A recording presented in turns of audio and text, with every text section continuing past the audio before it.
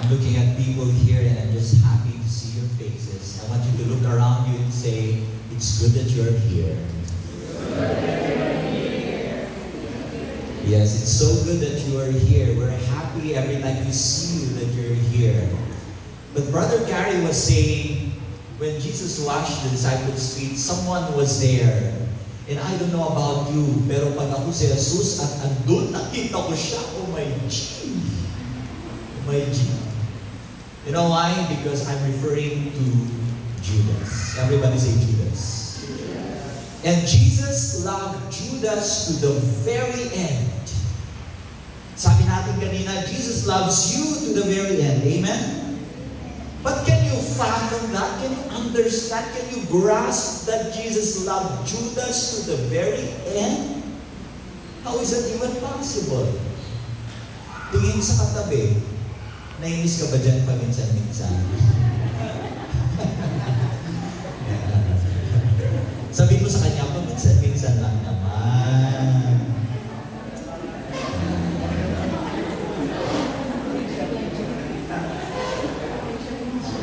So, eto, nung naghugas si Jesus ng mga paa ng mga disciples niya, the 12 apostles, Judas was also there. And sabi ko nga kanina, kung ako si Jesus, ay baka lalagpasan ko siya, yung tipong, kunyari, hindi ko siya nakita, tapos alis na, and maybe he will say, wait lang, dito ako. And pasensya na. Naubos na yung tubig. Ubus na yung sabon. Sabihin na lang, bigyan na lang excuse, ano? Bakit? Kasi si Jesus, alam naman niya yung intention ni Judas. Jesus knew already what Judas is about to do. Jesus knew that Judas would reject him. At dali naman na sabihin ni Jesus, sorry Judas, you're no longer part of the team. Get out!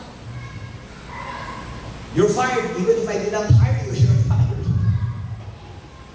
But you see, anong ginawa niya? Jesus honored Judas. Can you say that? Jesus honored Judas. Anong ginawa ni Jesus? Basahin natin sa verse 26 ng chapter 13. So he dipped the morsel and took it and handed it to Judas. Can you say that with me? Handed it to Judas.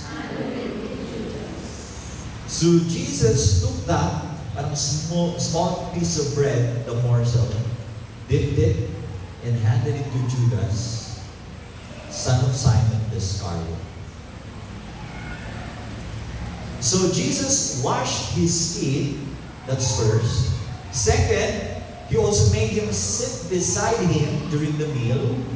Diba? If you're seated beside a person, that it's like you're special to that person, correct? Tama ba? Tingin sa katabi, special ba yun sa'yo?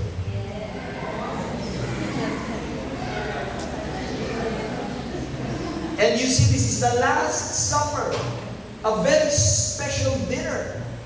The person beside you will be very, very special. And Jesus made Judas sit beside him. Jesus honored Judas to the very end. And this one, the third one is, he gave him bread. He gave him bread. This is the teacher, this is the rabbi offering something to his servant, to his disciple. It's like the chairman in the K-drama that you're watching that is pouring soju to the baso of the empleyado. Right? Matindi yung English natin. Parang it's the head of the house bowing down to the lowest servants. To the very end, Jesus honored Judas. Why? Ask me why. Because to the very end, Jesus saw the goodness of Judas. Yung parang, if I were to guess, the unspoken message in this gesture, it is Jesus telling you, or Jesus telling him na, "Uy, Judas, hindi ikaw to. Judas, what you're about to do, this is not you. Kilala kita and you're better than this. Have you ever been in a situation wherein you're tempted to do something bad? Because maybe you're hurt, you're angry, nais ka na, eto na, sasabog ka na. And before you blurt out those hurting words, Jesus will suddenly whisper to your heart and say, you're better than that. You can do good. You can be patient. This isn't you. Mas mabait ka kaysa sa akala mo. Amen? Tingin sa katabi, ngitian mo siya, sabihin mo sa kanya, you're very good. Sabihin mo sa kanya, you're better than the wrong thing that you're about to do. Eh, huwag mo nang ituloy. Yan ang pinapaalala sa akin when I'm about to do something because yun nga, kasi nainis tayo or may dahilan. Jesus is whispering to us, hey, huwag mo nang gawin yan. You're a good person. Amen? Madalas makikita natin yung sarili natin kay Pedro or kay Thomas when we're doubting or kay James or John. But you know what? John, the writer, is asking us this bone-chilling question. And that is, are you like Judas? Are you like Judas? Tingin sa katabi, dahan-dahanin mong tanongin, para ka bang si Judas? And we need to reflect on this because kung titingnan natin dito sa nabasa natin, pagkatapos maranasan ni Judas itong radikal na pagmamahal ni Jesus. Ano yung radikal na pagmamahal? Hinugasan ang paa, di ba? He sat beside him and gave the morsel. So honoring Judas, tingnan natin basahin natin. In verse 30, it says there, so he took the morsel and left at once, and it was night. Everybody say, it was night. Itong it was night, minsan, pag si John ang nagsulat, it doesn't necessarily mean night sa chronological passage of time. Hindi ibig sabihin ng gabi talaga. It is symbolic. Everybody say symbolic. It is symbolic that Judas entered his night time. Judas entered darkness. Judas entered a dilemma in his life, a crisis in his moral compass, a difficulty. Nahirapan siya. So it was night. It is a realm of darkness. Everybody say darkness. So after experiencing the radical love of Jesus, even after that, Judas entered darkness.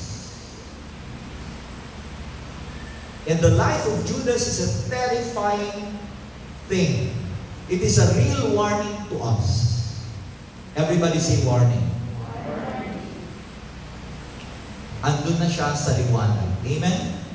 Kasama na siya sa 12 apostles. He was living in the light. He was a Jesus follower.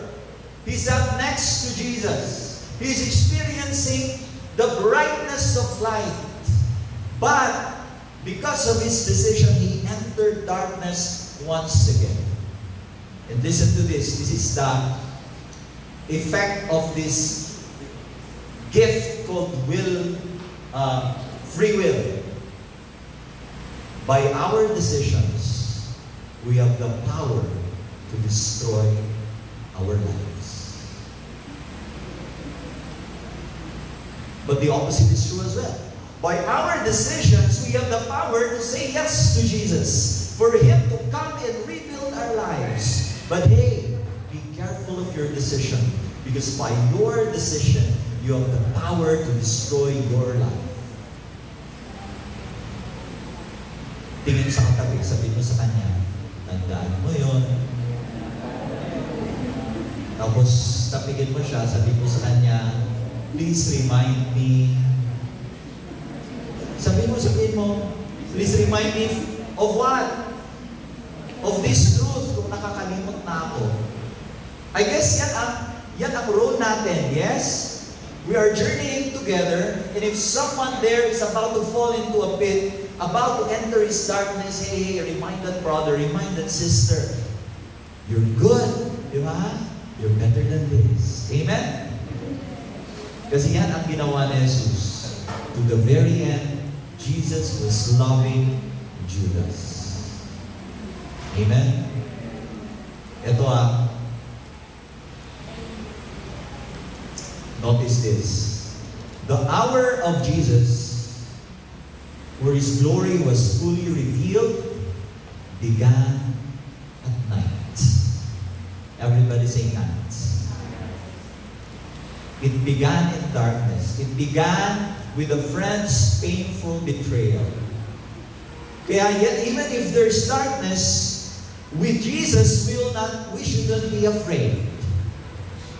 Because in Jesus' life, it was the start of the powerful revelation of His glory, of His power, of His redempting love. Amen? Of His redeeming love. Ito, basahin natin. If you remember, in John 1, verse 5, it says there, the light shines in darkness, and the darkness has not overcome it. Everybody say, has not overcome it. So, oo, may darkness, but darkness has not overcome the light. God wins. Amen? Jesus is the victor. Yes. Here's the truth. The greatest moments of your life are born in crisis. Sabihin sa katabi, sabihin mo sa kanya, the greatest moments of your life are born in crisis. Sabihin mo pa sa likod mo, the greatest moments of your life are born in crisis. You know what?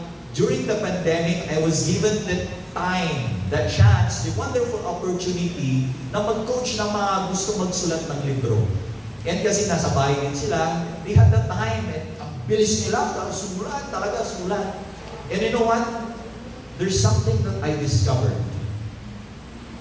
Ask me, what did you discover? I discovered that these people were able to write not because of my brilliance in coaching, not because of the pandemic, they had time. Yeah, partly these could have contributed. They were able to write because they have experienced dark moments of their lives.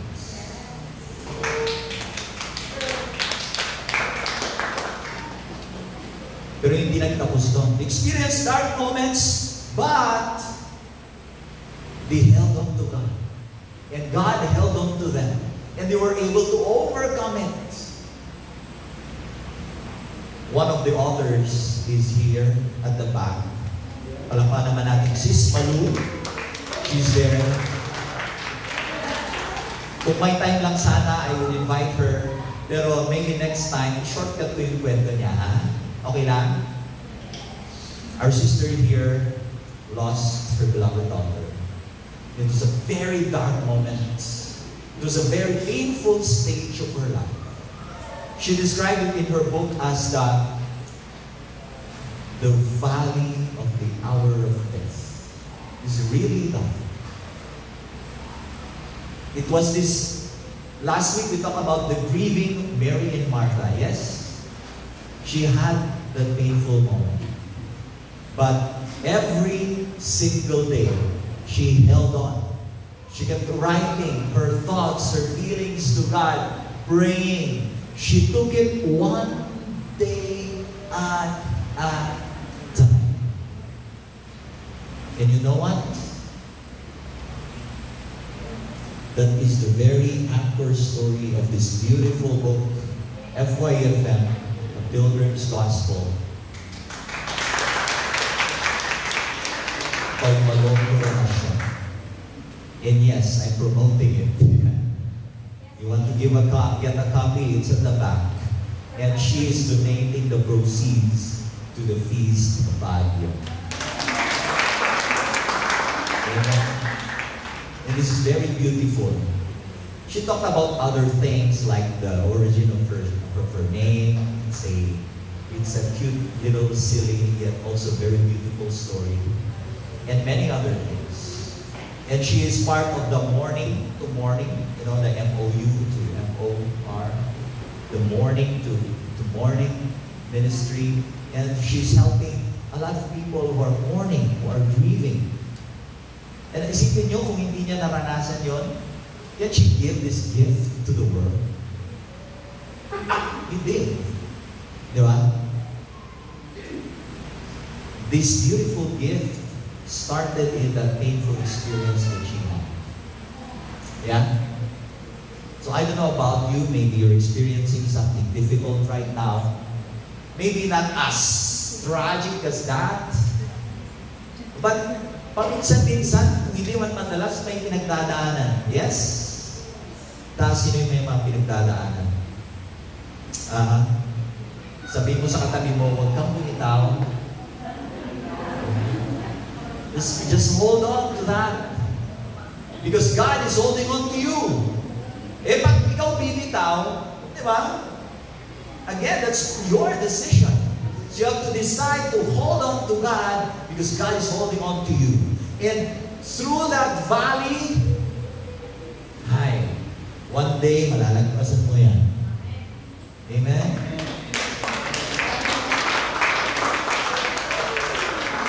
Tapos pag andun ka na, when you've overcome, tingin ka sa likod, makikita mo may ibang andun pa. And you know what? You share your story. Or better yet, you share the story of God in your life. You will minister to that person. Amen? Palakpakan natin sa inyo. Darkness cannot defeat God's light. If you're in darkness right now, deep, deep darkness, you have to get ready for God's light to shine the brightest. Amen? This brings me to the last part of the talk. Because the last event is that Jesus gives His final speech. Ito yung parang mi ultimo adios. Si Rizal. Ito naman, Jesus gives His last speech. Yung last speech niya, mahaba-haba yan from chapter 14 to 17. And you know what? Ang daming chapters yan, pero ito yung mga huling nangyari ng 24 hours. Alam ng mga writers to, yung mga importante sa kwento, nag-zoom in. Binibigyan, talagang binabahagi mo yung bawat detalye. So ito yung ginawa ni John is really giving us the magical, the powerful, the very impactful parts in the lives of Jesus, in the life of Jesus. So ito, in His last speech, may tatlo siyang binigay sa kanyang mga alagad. Una, an encouragement. Pangalawa, it's a call. And third, a prayer. Three things that you also need right now. Yes? Number one, Jesus encourages you to hope. Pakisabi sa katabi. Jesus encourages you to hope. Ulitin ko, kung may pinagdadaanan ka ngayon, itong sabi ni Jesus mismo sa'yo, ito sinasabi niya sa'yo in John 14, 1-2. Do not let your hearts be troubled.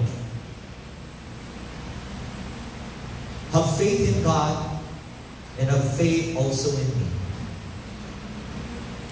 In my Father's house there are many dwelling places. If there were not, would I have told you that I am going to prepare a place for you? So yes, this is referring to the last day when we come to Him. But also right now, Jesus is saying, have faith in God and have faith in me. The second person in the Trinity. Yes. And yes, one day we will be with the Father, but right here, right now, itong sinasabi sa verse na to is also going to happen right here, right now, if we say yes to Him. Kaya ngayon, I believe that Jesus is telling you, magtiwala ka sa akin. Trust me, because I live within you. Amen. We are the temples of the Holy Spirit. Jesus lives in us. Amen. Number 2, Jesus calls you to obey. Everybody say, obey. Ngitian yung katabi, dahan-dahan sabihin sa kanya, obey. Obey God. Di ba? Because kung sabi natin we trust God, then we have to obey Him. Trust equals obedience. Yes? Pakisabi nga to, trust equals obedience.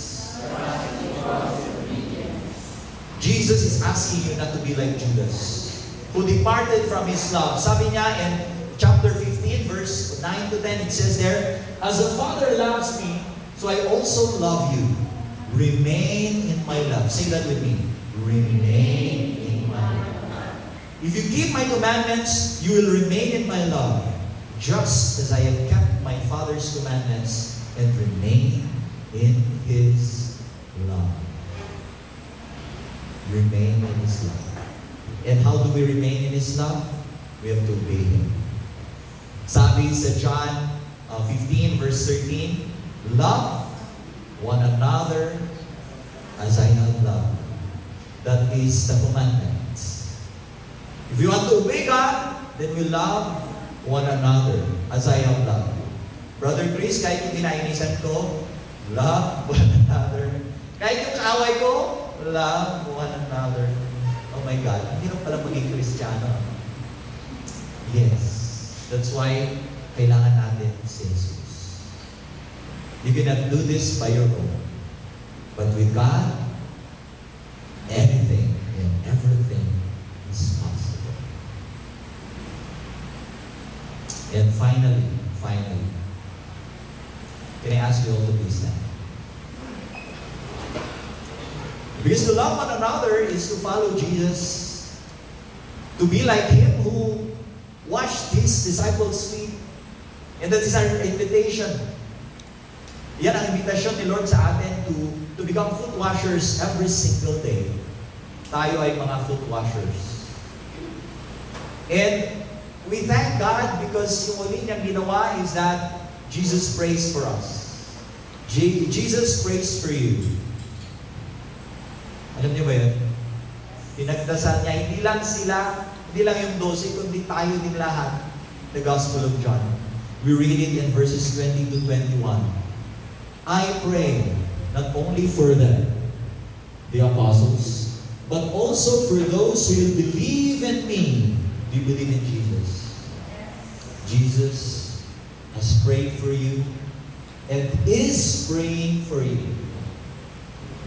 Trust that Jesus is eternal. Amen? Jesus, yung ginawa niya noon, is happening right now because He's an eternal being, He's an eternal God. So if Jesus prayed for you in this, when this first happened, Jesus is praying for you, for each one of us, right here, right now as well. For those who will believe in me through their word, so that they may all be one, as you, Father, are in me and I in you, that they also may be in us, that the world may believe that you sent me. Nagdasal siya na tayo ay sana magkaroon we may become one in His love. One with God and one with others. From the very beginning, yan ang design niya for all creation. At binigay na niya yung paraan. Paano? How we be foot washers. Foot washing is self-giving. Self-giving.